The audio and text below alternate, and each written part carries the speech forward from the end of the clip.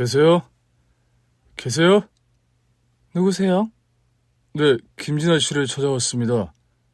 저를 찾아왔다고요? 잠시만요. 대저택의 문이 열리는 순간 여자가 놀라서 뒤로 자빠지더군요. 괜찮으세요? 여기가 어디라고? 저기 잠시만요. 제 얘기를 좀... 닥쳐! 여자는 대문 앞으로 굵은 소금을 집어 던지며 분개했습니다. 저는 얼굴을 쓱쓱 닫고 어떻게 해야 할지 곰곰이 생각했습니다. 꺼져! 내 눈앞에서 꺼지라고! 처음 보는 여자가 저에게 왜 이렇게 난리를 치는 것일까요? 궁금하시죠? 제가 여기까지 오게 된 사연을 적고 나서 결말을 이어서 적도록 하겠습니다. 7살 때 부모님이 사고로 돌아가시면서 보육원에 맡겨졌어요. 실어증이 생긴 저는 1년 동안 한마디도 하지 않고 지냈답니다. 우시가 아직도 말을 못하겠니? 이제 곧 초등학교에 입학하는데 말을 못해서 어쩌냐? 상처가 큰 건 알겠지만 계속 이렇게 말을 못하면 곤란해. 아휴, 병원을 가도 치료가 안 되니 어쩌면 좋으냐? 말귀를 알아들었지만 입에서 말이 나오지 않았습니다. 말 한마디를 하지 못한 채 학교에 입학했고 몇 달 동안 놀림을 당하며 학교 생활을 했어요. 야, 벙어리, 너 말할 줄 모르냐? 듣지도 못하는 거 아니야? 원래 말 못하면 듣는 것도 못하는 거랬어. 아니야, 얘가 선생님 하는 말에 고개 끄덕이는 거 봤잖아. 들을 수 있을걸? 그래? 우리가 입을 좀 빌려줘 볼까? 야, 벙어리! 아, 해봐. 우리가 말하게 해줄게. 친구들은 짓궂은 제 입술을 잡고 비틀기도 했고 소리를 지르게 하려고 꼬집기도 했습니다. 그래도 저는 말이 나오지 않았어요. 그러던 어느 날 교실에서 저만큼이나 괴롭힘을 많이 당하는 여자애가 다른 애들한테 맞는 걸 눈앞에서 목격했어요. 저는 본능적으로 벌떡 일어나 애들을 향해 주먹과 발을 휘둘렀습니다. 저에게 맞은 몇몇 애들이 코피가 터지고 멍이 들었고 선생님이 교실에 들어오셔서 모든 잘못을 저에게 몰아가셨습니다. 제 등을 때리시며 왜 친구들을 때리냐고 하셨죠. 맞고 있던 여자애는 겁을 먹어서 아무 말도 못하고 있어 누구도 저를 변호해주지 않았답니다. 그때 억울하고 화나서 목소리가 터져나왔습니다. 선생님, 얘네들이 진아를 괴롭혔어요. 그래서 혼내준 거라고요. 우시가, 너 말을 했네? 맙소사, 그러네요. 제가 말을 하고 있네요. 싸움을 크게 하고 나서 육성이 터져나왔고 실어증을 벗어날 수 있었습니다. 말도 하게 되었고 싸움도 곧잘 하니 친구들이 무시하거나 따돌리는 일은 더는 없었답니다. 보육원에서 지내며 학교 생활을 충실히 했습니다. 공부는 조금 하긴 했지만 고아이고 대학에 갈 가능성이 없으니 일찌감치 공부를 포기했어요. 다른 특기도 없고 해서 기술을 배워서 고등학교 졸업하면 바로 취업을 할 계획이었습니다. 20살에 독립해서 나라에서 주는 보조금을 받아 원룸에 들어갔습니다. 고아인 게 좋은 점도 있더라고요. 군대도 안 가고 보조금을 받고 독립하는 것이 마음에 들었답니다. 직장은 공장으로 취업하게 되었어요. 말은 엔지니어인데 잡다한 일을 다 하는 직원으로 일을 했습니다. 월급도 복지도 형편이 없어서 경력을 쌓고 나중에 더 나은 곳을 찾기로 했답니다. 퇴근하면 힘없이 축 늘어져서 집으로 돌아갔어요.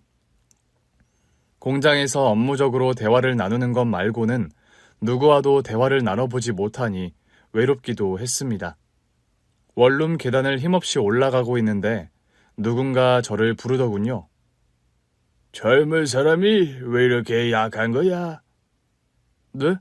어르신, 지금 저한테 하신 말씀이세요? 그럼 여기 나랑 자네 말고 누가 있나? 그러네요. 어르신, 일하고 와서 힘들어서 녹초가 됐습니다. 자네 올해 몇이야? 어려 보이는데 공부는 안 하고 일을 다니는 건가? 네, 제가 공부할 형편이 되지도 않고 되고 싶은 것도 없어서요. 그냥 오늘만 무사히 대충 보내는 게 제 좌우명입니다. 이 젊은 친구가 노인네 앞에서 못하는 소리가 없어? 에? 뭐? 대충? 어이, 자네 내 방으로 좀 들어와봐. 어르신 방은 왜요? 요즘 젊은 것들은 한 번 말하면 들어먹지를 않네. 어서 들어와. 무슨 일인지 몰라도 저에게 말을 걸어준 어르신이 반가워서 방으로 들어갔습니다. 어르신은 가스레인지를 켜시더니 찌개를 끓이셨고 냉장고에서 반찬을 꺼내셨습니다. 상표! 네? 상표라고! 밥상! 밥 먹을 건데 상을 펴야 할 거 아니야? 어르신 식사하시게요? 그럼 저는 이만 나가보겠습니다. 같이 먹자고 부른 거잖아. 사람이 이렇게 눈치가 없나? 네? 저도 같이 먹자고요? 왜요? 한 번도 이런 친절을 받아본 적이 없으니 기쁘기보단 의아하고 수상했습니다. 자네, 고아인가? 네. 어떻게 하셨어요? 정상적인 부모 밑에서 자랐으면 그렇게 대답하지 않을 테니까. 어서 상이나 펴, 이 고아야. 어르신, 기분 상하게 고아라고 부르지 마세요. 듣는 고아 화납니다. 소심하게 말했더니 어르신이 비웃더군요. 돼지고기가 듬뿍 들어간 김치찌개와 냉장고에서 꺼낸 콩자반, 계란말이, 신김치가 올려졌고 뜨신 밥이 제 앞에 놓였습니다. 어르신이 먼저 한술 뜨시고 먹으라고 하셔서 입안 한가득 밥과 김치찌개 국물과 돼지고기를 넣고 우걱우걱 씹었습니다. 와, 진짜 맛있네요. 어르신, 음식 솜씨가 장난 아니시네요. 혼자 오래 살면 못하는 게 없어지거든. 누가 해주지 않으니까 직접 다 해야 하거든. 저도 앞으로 계속 혼자 살 테니 어르신처럼 요리 실력이 좋아지겠죠? 어르신은 또 비웃더니 몇 살이냐고 물으셨습니다. 어린 놈의 자식. 자네 나이가 몇이야? 20이요. 고아원에서 나온 지 얼마 안 됐구만. 고아원이 아니라 보육원이요. 예전에 이름이 바뀌었는데. 그거나. 그래서 보육원 나와서 공장에 들어간 거야? 네. 특별히 잘하는 게 없기도 하고. 고등학교를 공고로 나왔거든요. 엔지니어 자격증을 땄는데 막상 하는 일은 단순 방법만 하고 있어요. 젊은 사람이 너무 빨리 단정 지은 거 아니야? 공부를 더 해볼 생각 없어? 누가 저한테 공부할 돈을 줘야 말이죠. 당장 먹고 살 길이 막막합니다, 어르신. 아직 20살밖에 안 된 녀석이 자꾸 나를 놀리는 것 같네. 먹고 살 길이 막막한 건 내가 한 수 위 같구만. 난 늙고 낡아서 일도 못하고 얼마 안 되는 연금으로 연명하고 있으니 말이야. 어르신은 가족 없으세요? 왜 여기서 혼자 사세요? 저는 말을 돌리려고 물어보았는데 어르신은 가족이라는 단어에 손사래를 치더군요. 가족 같은 거 없어? 네가 왜 그런 게 궁금한 건데? 어르신 그냥 여쭤본 겁니다. 식사하시죠? 식사를 하고 어르신 집에서 나오려는데 저를 붙잡으셨어요. 어이, 젊은이, 이거 가져가. 김치찌개 잘 먹더만. 이거 냄비 가져갔다가 다 먹고 설거지해서 반납하게. 정말요? 저요 감사하죠. 그럼 잘 먹겠습니다. 처음 대화를 나눴고 밥도 얻어먹었고 찌개까지 얻어서 집에 돌아갔습니다. 그날은 기분이 좋아서 꿈자리도 좋았답니다. 아래층 어르신은 제가 퇴근할 때마다 발소리를 듣고 현관문을 여셨어요. 어르신도 외로웠는지 저만 보면 하고 싶었던 말을 우수수 쏟아내셨습니다. 어이, 어르신, 저도 이름이 있는데요. 그러고 보니 내가 자네 이름을 모르는구만. 이름이 뭔가? 정우식이요. 우식이? 야, 임마, 나도 식이야. 만식이라고, 김만식. 이름 끝자가 같을 수도 있지. 그렇게 반가운 일인가요? 자식이 어른을 놀리냐? 우식이 자네, 땀을 많이 흘렸구만. 공장이 엄청 더워서요. 아유, 뜨거운 열기 속에서 일하니까 땀으로 샤워해요. 그렇게 땀 흘려서 대충 샤워만 해서는 안 돼. 자, 나랑 같이 어디 좀 가지. 따라와. 어르신은 집에 올라가려던 저를 붙잡고 갈 데가 있다고 하셨습니다. 어르신, 어딜 가시는 건데요? 어르신은 말없이 앞장서서 걸어가셨습니다. 저는 피곤한 상태였지만 어르신을 실망시켜드리고 싶지 않아 군말 없이 뒤를 따라갔어요. 이윽고 도착한 곳은 동네 목욕탕이었습니다. 어르신, 목욕탕에 가자는 거였어요? 에이, 그래. 의식이 너한테 짠내가 풀풀 나. 깨끗하게 때나 밀자고. 나도 누가 등 밀어준 지 오래됐으니까. 서로 등 밀어주자고. 어르신, 진작 말씀을 하시죠. 저 갈아입을 옷이 없어서 씻고 나서 이 옷을 또 입어야 하잖아요. 내가 사줄게. 바로 옆집이 옷가게야. 빤스는 목욕탕에서 파니까 바지랑 티셔츠 사러 가자고. 네? 어르신이 왜 제 옷을 사줘요? 참으로 말 많네. 그냥 좀 따라와. 어르신은 목욕탕 들어가기 전에 옷가게에서 어르신이 직접 옷을 골라주셨어요. 반팔에 반바지를 선물 받았고 목욕탕 안으로 들어갔습니다. 옷을 벗기 전에 쭈뼛거리자 어르신이 키득거리며 뭐하냐고 하시더군요. 의식이, 네가 무슨 새 신부냐? 목욕탕에서 탈의하는 게 부끄러워? 그게 아니라요. 대중 목욕탕을 처음 와봤어요. 그래서 좀 민망하네요.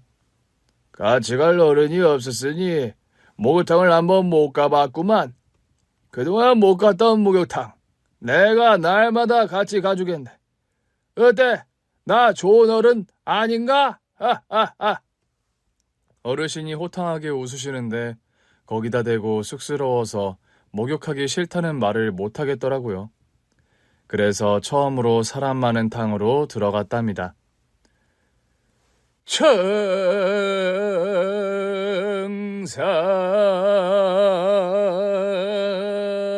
우시게 따라하게. 네? 총선.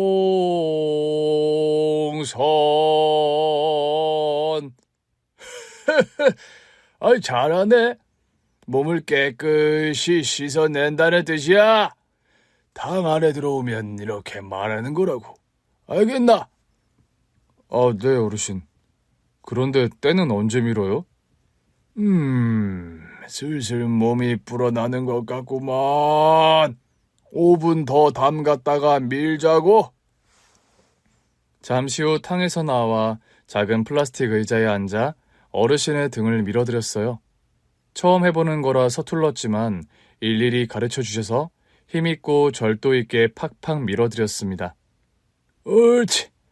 에이, 시원하다. 에이, 그래, 거기. 아이고야. 이 얼마 만에 등을 미는 거야? 내가 의식이 자네랑 친구가 되니 이렇게 때도 밀고 좋구만. 네? 친구요? 어르신, 저더러 어리다고 하셨으면서 친구요? 그래, 친구. 벗. 우린 벗 아닌가?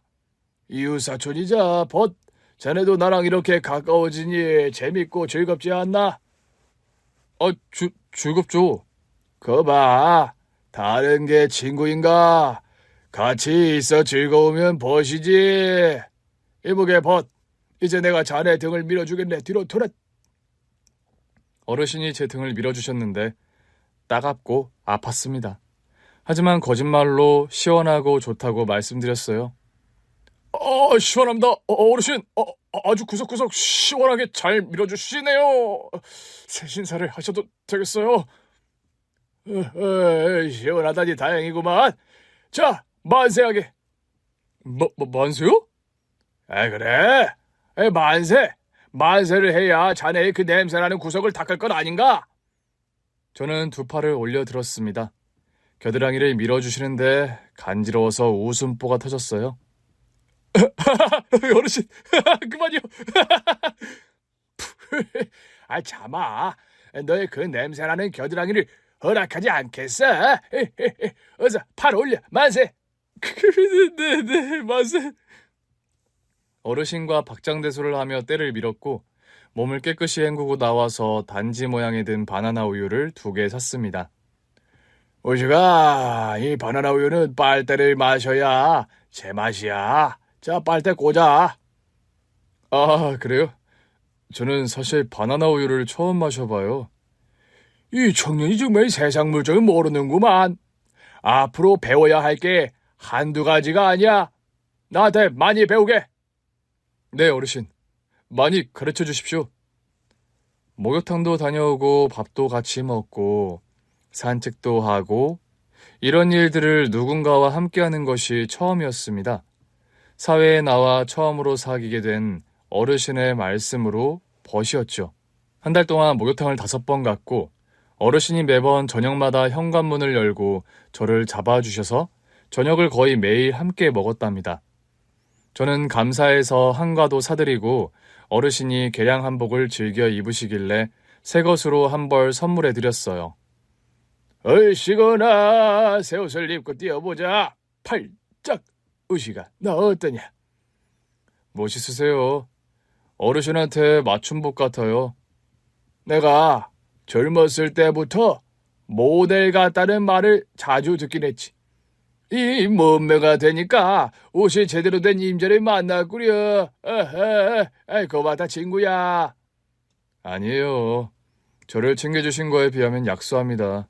그래도 기뻐해 주시니까 저도 기분이 좋네요. 우시가 나 새 옷도 입었는데 외식이나 하자. 네가 쏘는 거다. 네, 그러죠. 안 그래도 오늘이 월급날이에요. 어르신, 드시고 싶은 거 있으세요?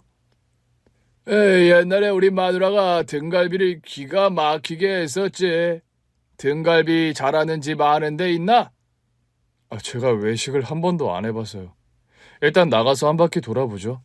그래. 돌다 보면 갈비집 하나는 나오겠지. 가보세. 그날 등갈비 핑계로 어르신과 신나게 걸었고 맛있는 집을 찾아서 식사도 잘했습니다. 월급날뿐만 아니라 종종 어르신을 모시고 맛있는 집에 갔습니다. 제가 남에게 베풀어 본 적이 없어서 어떻게 다가가야 할지 몰랐는데 어르신이 저에게 보여주신 모습에 많은 감동을 해서 친할아버지라는 생각을 하며 잘 모셨어요. 그러다 문득 어르신이 저의 친할아버지가 아닐까 하는 상상을 해봤어요. 그동안 많이 외로웠지 하고 제 앞에 짠 하고 나타나셔서 많은 즐거움을 주신 것일 거야. 손자를 키우지 못해서 미안한 마음에 제가 사는 원룸 밑층으로 이사를 오셔서 돌봐주시려는 것일 거야 하는 상상을 해봤답니다. 할아버지. 뭐? 할아버지? 그냥 그렇게 불러보고 싶었어요. 어르신. 꼭 제 할아버지 같아요. 당연히 제 할아버지를 본 적이 없지만요. 헤헤이, 그렇게 부르고 싶으면 불러라. 난 손자라고 부를까? 야, 손자야. 오늘 하루도 고생 많았다. 앉아서 밥 먹자. 이 할아버지가 우리 손자 생각하면서 국도 끓이고 콩나물도 무치고 계란말이도 했다. 어르신이 제 마음을 어루만져 주시자 눈물이 흘렀습니다. 맛있어요.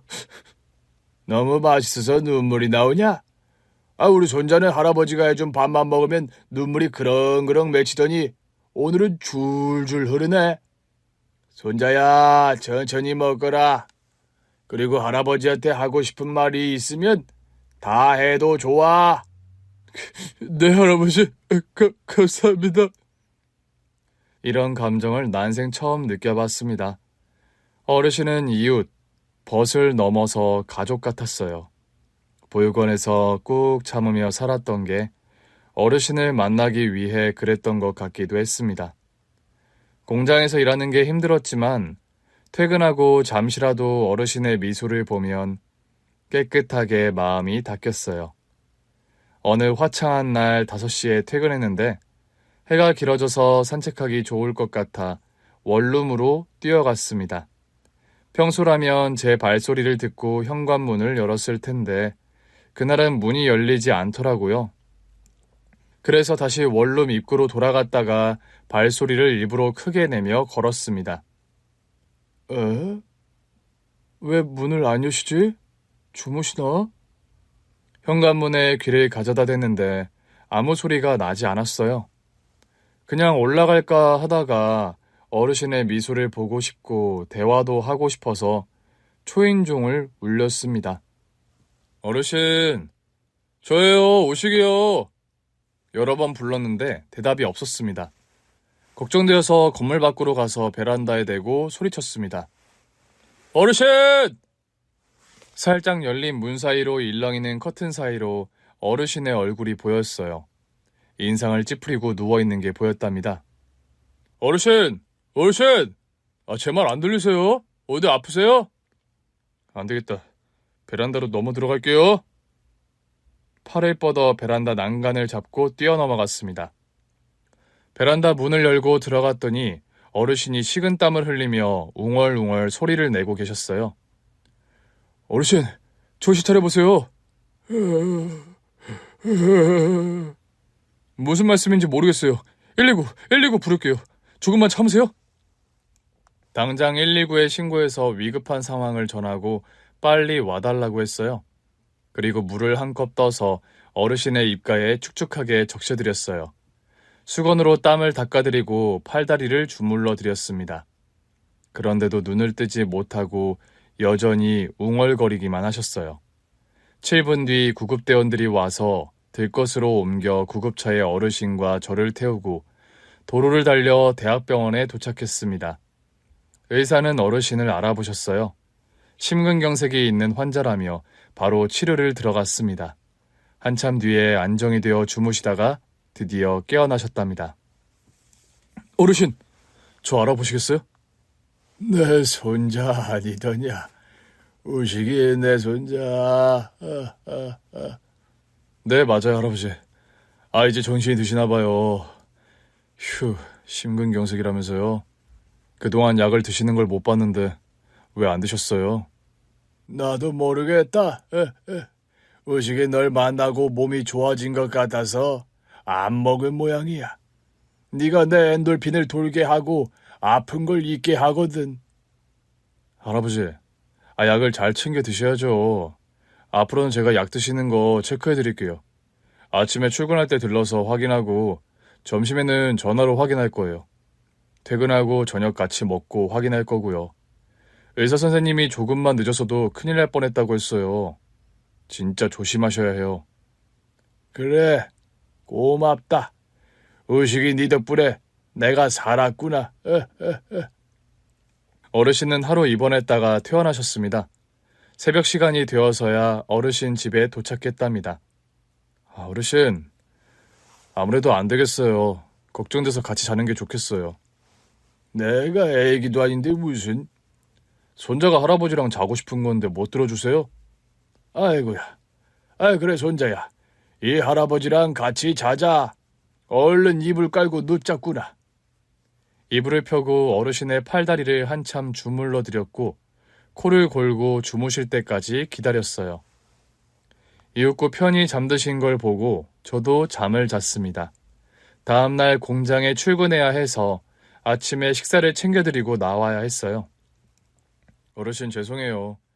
공장 출근을 해야 해서 가봐야겠어요. 죄송하긴. 충분히 큰 도움이 됐네. 고마워. 우식이 나의 벗 잘 다녀오게.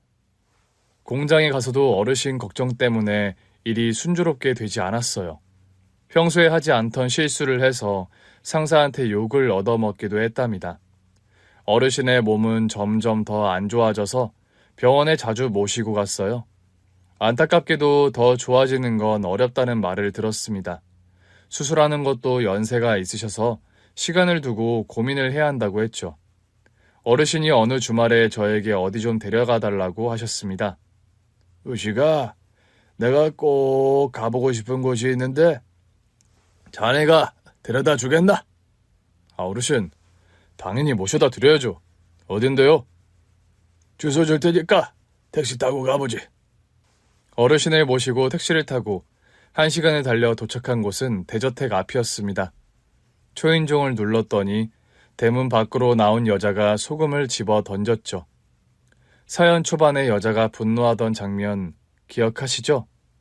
그 일이 왜 일어났는지, 어떤 사연이 있는지 이어서 써보도록 하겠습니다. 여기가 어디라고? 나가! 저기요, 아주머니. 어르신이 오자고 해서 왔는데 도대체 무슨 사이길래 소금까지 뿌리세요? 어르신, 무슨 말씀이라도 좀 해보세요. 왜 이런 수모를 겪으시는 거예요? 여자가 어르신께 소금을 뿌렸는데 제가 온몸으로 다 막아내며 대신 맞았습니다. 이윽고 여자가 눈물을 글썽이며 입술을 파르르 떨면서 말했습니다. 당신이 여기가 어디라고? 왜? 돈 필요해? 딸내미한테 돈 뜯어내려고 온 거야? 영주야, 그럴 리가. 절대 아니다. 난 단지 자식 얼굴을 보고 싶어서 온 거야. 그런데 아직도 날 용서하지 못했구나. 어떻게 용서를 해? 당신이 술독에 빠져서 알코올 중독자로 지내는 동안 엄마는 고생이라는 고생을 다 하고 길에서 객사했어. 그날도 당신은 어디선가 술 먹느라 장례식도 못 왔지? 미안하다. 이 애비 자격 없는 거 안다. 그때 내가 왜 그랬는지 모르겠구나. 술에 미쳐서 살아서 가족들에게 씻을 수 없는 상처를 줬어. 당신은 사업이 망했다고 술만 마시면서 살았어. 저 자식은 안중에도 없고 당신 망한 것만 중요했다고. 엄마가 그렇게 떠나고 난 당신이라는 인간을 머릿속에서 지워버렸어. 벌써 30년이나 지났지만 아직도 미움은 그대로라고. 들어보니 어르신이 과거에 가족들에게 상처를 준 모양이더라고요. 사업 실패로 알코올 중독자가 되었고 아내분이 고생하다가 돌아가셨고 딸은 원망하면서 혼자 힘으로 살아왔답니다. 어르신은 아내분을 잃고 알코올 치료를 위해 정신병원에 입원했고 2년 뒤 치료가 되어 나오셨대요. 다시 딸을 찾아갔지만 만남을 거부했답니다. 당신이 정신병원에 나와서 타인의 명의로 나한테 후원을 했었지. 내가 가장 억울한 게 당신 돈으로 공부했다는 거야. 영주야, 그건 네가 당연히 받아야 할 돈이야. 부모가 자식을 책임지는 건 매우 당연한 일이라고. 부모? 그렇게 막 살아놓고선 부모라고? 난 당신을 평생 미워했고 앞으로도 그럴 거야. 영주야, 정말 안 되겠니? 이 애비를 용서하는 게 힘들겠니? 소금 한 주먹 더 가지고 와서 뿌려줄까? 그럼 내 마음을 알 것 같아? 어르신은 고개를 좌우로 돌리며 두 손을 들고 뒤로 물러났습니다. 저는 꿔다 놓은 보릿자루 마냥 아무 말도 못하고 서 있었어요. 곧 대문이 닫히자 어르신이 울먹이며 그만 돌아가자고 하셨습니다. 의식이, 그만 가지. 어르신. 지금은 아무 말도 하지 말지. 어서 가지. 어떠한 위로의 말도 못하고 어르신과 택시를 타고 원룸 앞에서 내렸습니다. 우리 목욕이나 갈까? 자네 나 때문에 소금을 많이 맞았잖아. 어르신이 가고 싶으시면요. 그럼 목욕이나 가지. 목욕탕에 가서 샤워를 하고 탕 속으로 들어갔습니다. 어르신은 침묵하고 계셨고 저는 조금이라도 마음을 풀어드리고 싶었어요. 총선. 잘하는구만. 어르신도 해봐요. 총선. 총선.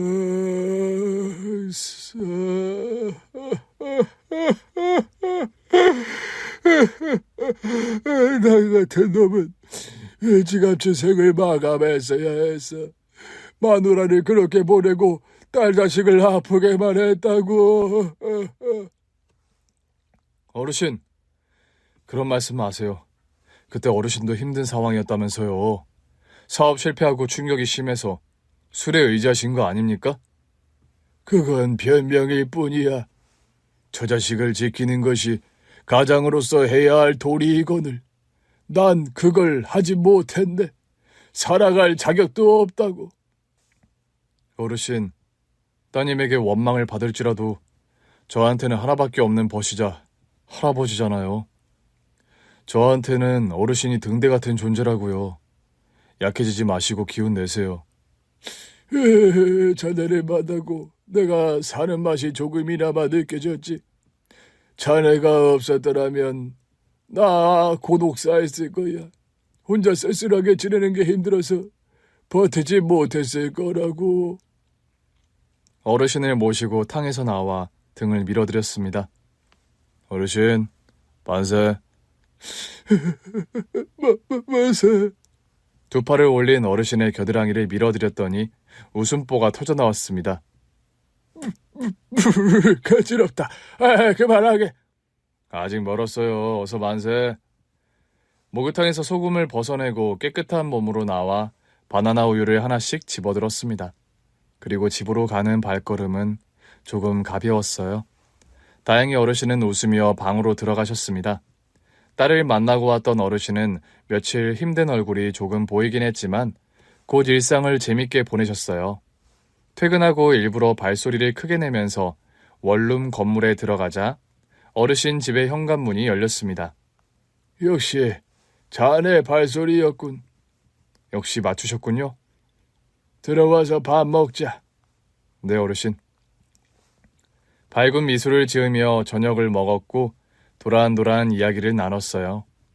어르신의 과거 이야기는 피했고 저와 있었던 여러 에피소드들을 상기시키며 껄껄 웃었답니다. 한 달의 시간이 지나고 어르신의 방 현관문이 또 열리지 않는 날이 왔어요. 초인종을 울려도 대답이 없어서 얼른 베란다를 통해 넘어가 쓰러진 어르신을 119에 신고해서 병원으로 이송했습니다. 이번에는 입원을 좀 오래 해야겠다고 하더군요.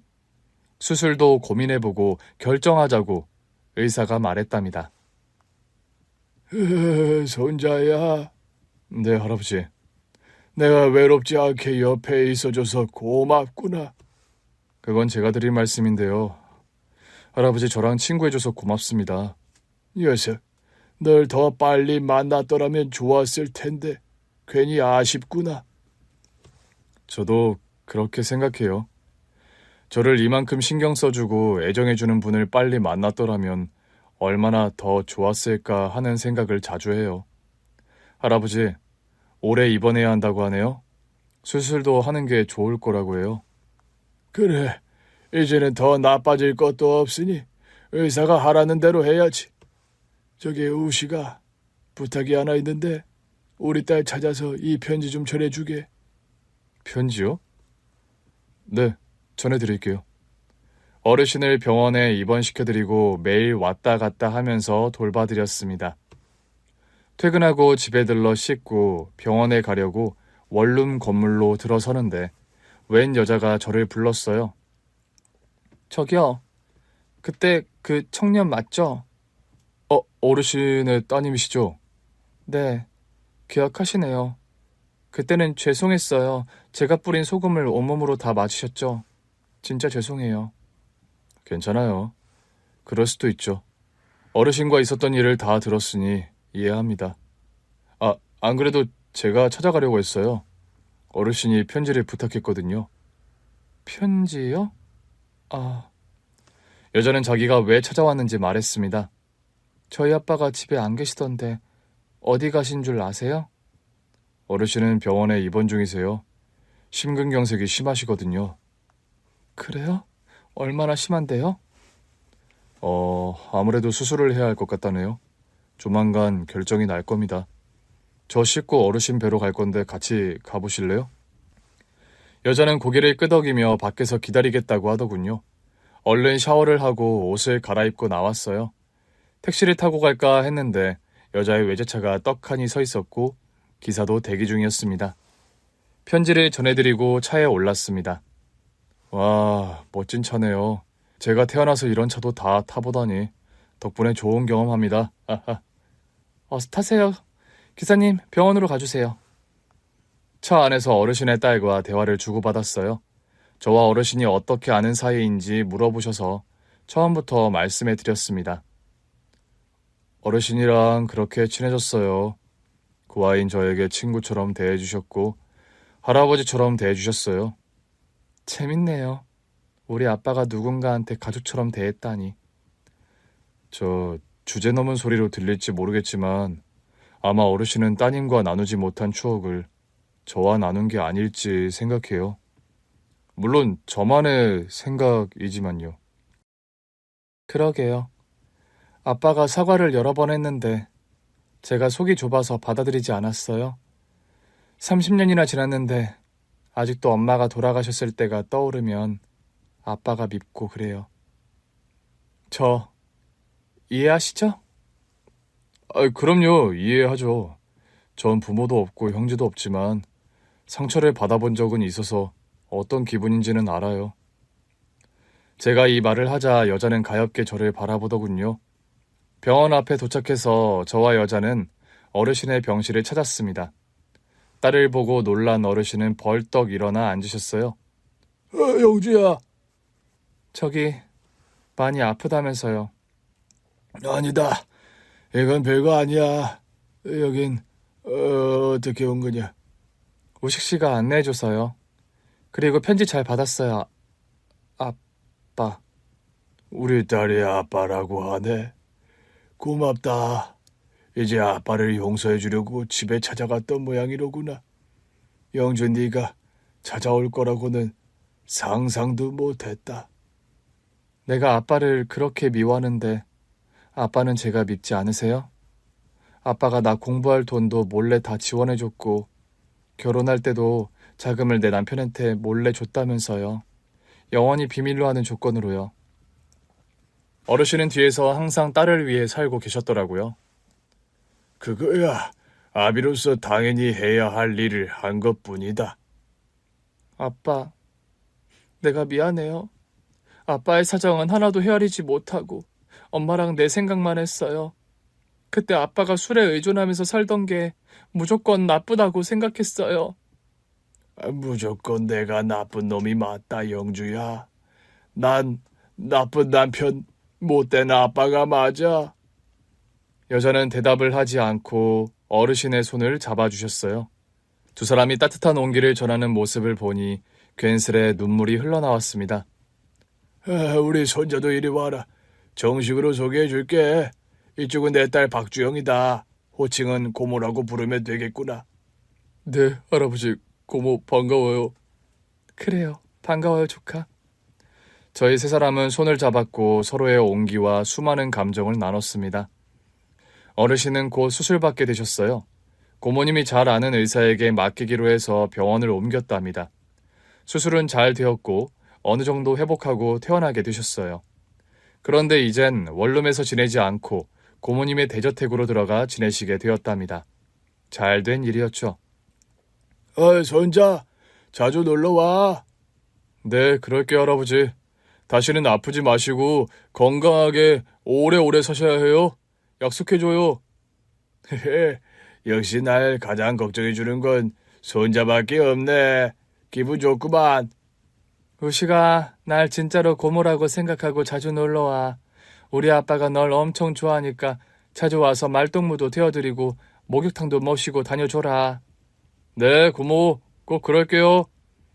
어르신이 대저택에 들어가시면서 얼굴을 매일 뵐 수가 없었습니다. 그리고 막상 대저택 앞에 가면 초인종 누를 용기가 나지 않았습니다. 이젠 진짜 가족의 품으로 돌아가셨으니 잘 지내시겠지 하고 다시 돌아갔어요. 그렇게 한 달의 시간이 지나고 공장에서 지친 채로 원룸 건물로 들어서는데 어르신 집에 현관문이 열리길래 미소를 지으며 다가갔습니다. 어르신! 누구세요? 아닙니다. 죄송해요. 여기 살던 어르신이 오신 줄 알고요. 어르신은 원룸을 정리했는데 제가 착각하고 설레발을 쳤답니다. 시간이 조금 더 흘러 추운 겨울이 왔습니다. 공장에서 일하는 게 여름보다는 겨울이 훨씬 나았어요. 일하는 공장의 소음이 너무 커서 전화 오면 모르고 넘어가는데 어느 날 주머니에서 진동하는 게 느껴져서 얼른 꺼내봤습니다. 고모였어요. 네, 고모. 우시가 지금 일하니? 여기 병원인데 빨리 좀 와야겠어. 할아버지한테 무슨 문제라도. 지금 갈게요. 일을 내팽개치고 나가려고 하니 작업반장이 저를 잡았습니다. 야, 임마, 이러다 어디 가는 거야? 죄송해요. 급한 일이 있어서요. 이놈 웃기는 놈이네.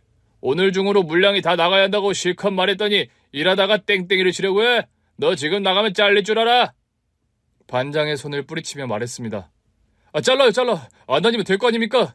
더럽게 갑질하네. 뭐가 어째? 야, 우식이 너 거기 안 서? 저는 뒤도 돌아보지 않고 공장을 벗어나 병원으로 달려갔습니다. 어르신이 입원한 병실까지 수만 번 고르지 않고 뛰었답니다. 고모, 할아버지한테 무슨 일이 생겼어요? 다시 아프기 시작한 거예요? 빨리 왔네, 우씨가. 그동안 왜 안 찾아왔어? 저는 할아버지가 잘 지내시는 줄 알고 가족들과 잘 지내시는데 저 같은 놈이 다시 끼어들어도 되나 하는 생각이 들어서요. 뭐야? 왜 그런 생각을 해? 우리가 널 내칠 사람이니? 당연히 아니죠. 고모, 할아버지는 어떠세요?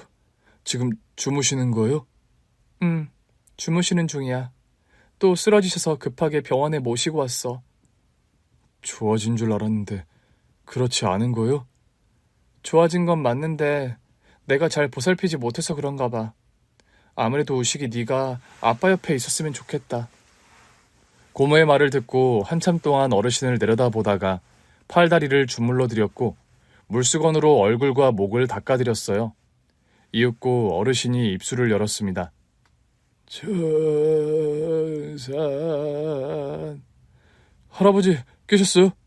우식아, 목욕탕을 못 갔더니 온몸이 근질거린다. 고모부 계시잖아요. 같이 목욕 가시면 되실 텐데. 내 사위는 아직 불편해서. 그리고 나는 너 말고는 같이 목욕 가고 싶은 사람이 없다. 제가 때를 잘 밀기는 하죠. 그래, 지금도 잘 밀고 있구나. 계속 밀어봐라. 천산. 알겠어요. 청산. 어르신의 몸을 구석구석 닦아드리고 만세를 시키고 겨드랑이를 닦으며 저와 어르신의 웃음보가 터지자 병실 안에 있던 고모와 고모부도 배를 잡고 웃으셨습니다. 사흘 입원을 하고 몸을 회복하셔서 다시 대저택으로 돌아가시게 되었어요. 그런데 어르신이 저의 손을 잡더니 같이 들어가자고 하셨습니다. 우리 같이 들어가자. 여기서 너도 같이 살자. 우리 딸이랑 사위가 허락해 줬다. 아니에요. 제가 어떻게 여기서 살아요.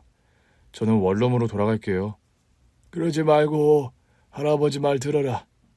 그래, 우씨가. 너 우리 집에서 조금이라도 같이 지내보자. 우리가 너 공부시켜줄게.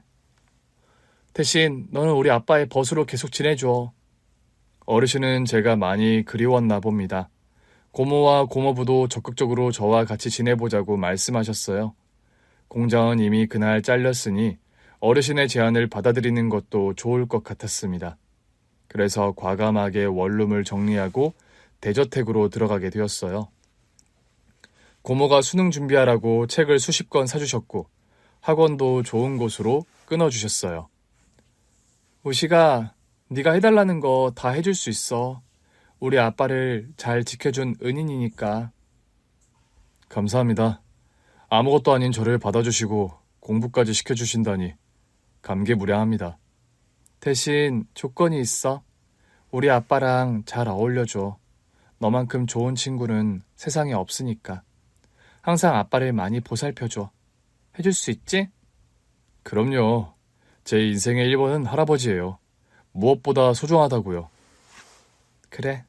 이제야 걱정을 덜 수 있겠네. 앞으로 잘 부탁해. 학원에 가서 수업을 받고 대저택으로 돌아가 새로 생긴 제 방에서 공부를 했어요. 그런데 공부에 집중할 수가 없었습니다. 어르신이 저와 방이 멀다며 무전기를 사셔서 그걸로 수시로 대화를 나눴답니다. 치치. 여기는 만식이니 우식이 나와라 오바. 우식이 나왔다 오바. 무슨 일입니까 오바? 몸도 찌뿌둥하고 간질간질한 게 목욕탕에 가고 싶다 오바. 지금 바로 할아버지 방으로 가겠습니다 오바. 나 때문에 나중에 수능 망쳤다고 하지는 마라 오바. 알겠습니다 오바. 공부를 하다가 어르신과 산책도 하고 새롭게 배운 바둑도 두고 사우나도 가고 즐겁게 지냈어요. 처산 총선. 우시가 같이 사니까 좋지? 네, 좋아요. 너 대학 가고 취직하고 장가 가는 것까지 내가 다 볼 거다. 네? 제가 취직도 하고 장가도 갈 수 있을까요? 그럼 당연히 알 수 있지. 남들 다 아는 건데 너라고 못할 게 뭐가 있냐. 저도 잘 됐으면 좋겠네요. 그런데 그것보다 할아버지가 건강하게 오래오래 사셨으면 좋겠어요. 내 걱정은 하지 말아라. 나 요즘 그 어느 때보다 행복해서 절대로 빨리 저승 가는 일은 없을 거다. 그래요. 오래오래 사세요. 그럼 할아버지의 오래오래 묵은 때를 좀 밀어볼까요? 탕 밖으로 나가시죠. 그래, 우리 손자가 밀어주는 게 엄청 시원하지. 때 밀고 바나나 우유 마시자고.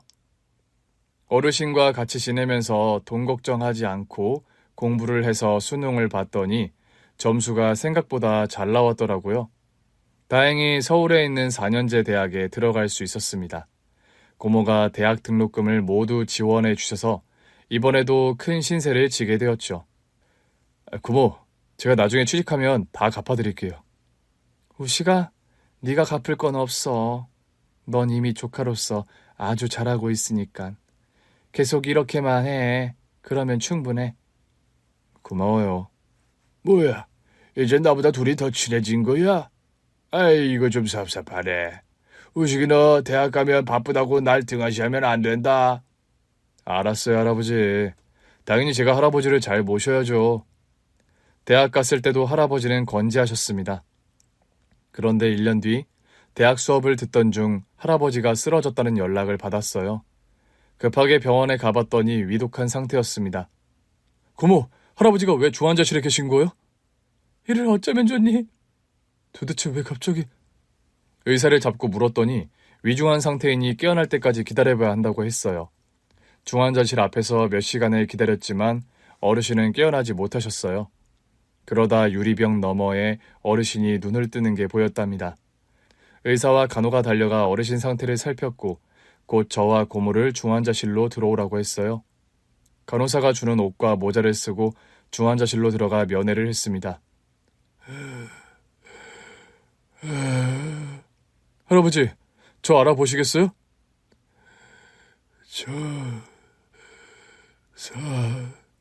네, 맞아요, 청산.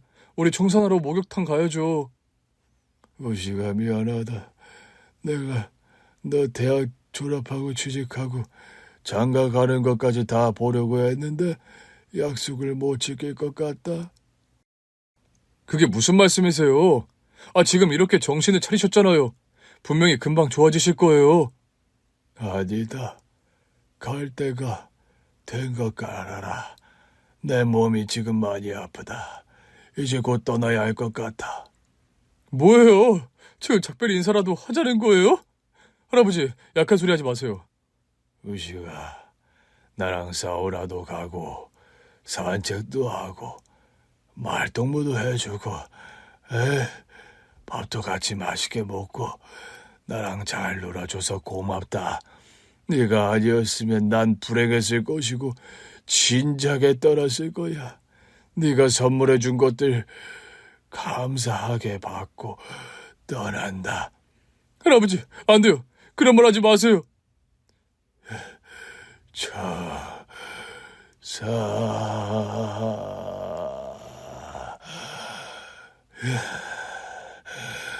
더할 나위 없다, 우시가. 어르신은 그 말씀을 끝으로 눈을 감으셨습니다.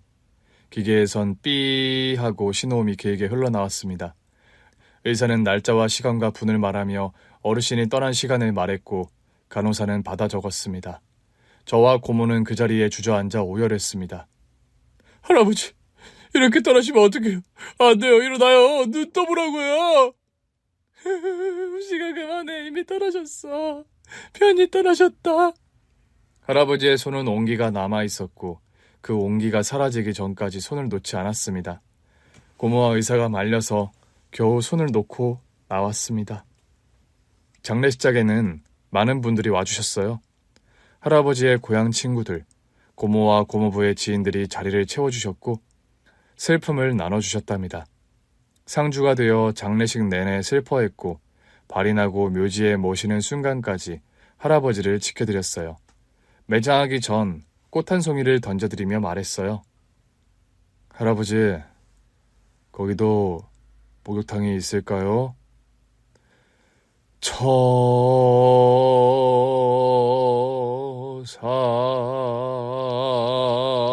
처사 편히 쉬세요. 안치까지 하고 나서 할아버지의 유품을 모두 태웠고 정리가 다 되자 저는 대저택에서 나오기로 했습니다. 고모가 가지 말고 계속 같이 살자고 하셨는데 괜히 짐이 되기 싫어서 혼자 살겠다고 했습니다. 그래도 고모가 대학 등록금을 모두 지원해 주셔서 편하게 공부해서 졸업까지 했고 대기업에 취직까지 했답니다. 바쁘게 돌아가는 세상 속에 살면서 친구도 사귀었고 동료도 많이 만났고 사랑도 몇 번 해봤답니다. 자주 할아버지가 생각나네요. 등을 한번 밀어드리고 싶고 식사를 한번 같이 했으면 하는 바람도 있답니다. 꿈속에서 할아버지가 나타나 그것들을 다 해주시겠죠? 저와 할아버지의 운명 같은 인연, 재밌고 벅찬 감동이 있는 이야기는 여기서 마무리를 지어야겠네요. 앞으로 할아버지 같은 사람이 되어 누군가에게 희망이 되어보도록 하겠습니다. 끝까지 들어주셔서 대단히 감사합니다. 안녕히 계세요. 오늘 준비한 사연은 여기까지입니다. 재미있게 들으셨다면 구독과 좋아요, 알림 설정까지 눌러주세요. 그럼 저는 다음 사연으로 찾아뵐게요. 오늘도 건강하고 행복하세요.